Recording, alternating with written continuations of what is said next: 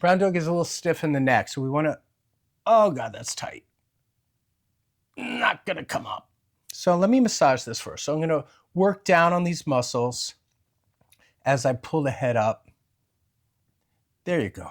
Oh, there you go. There it goes. How was that? Little licking and chewing, just like a horse.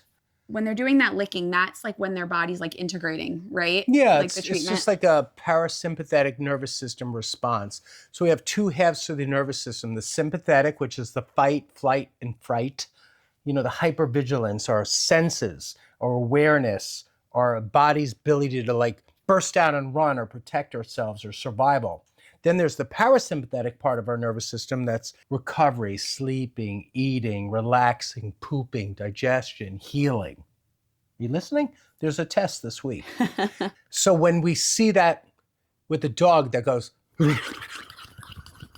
or a horse that goes,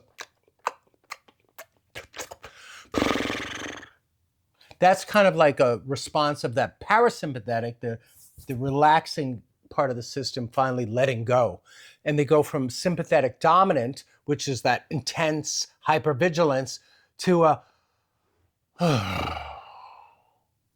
release. So you got a little release.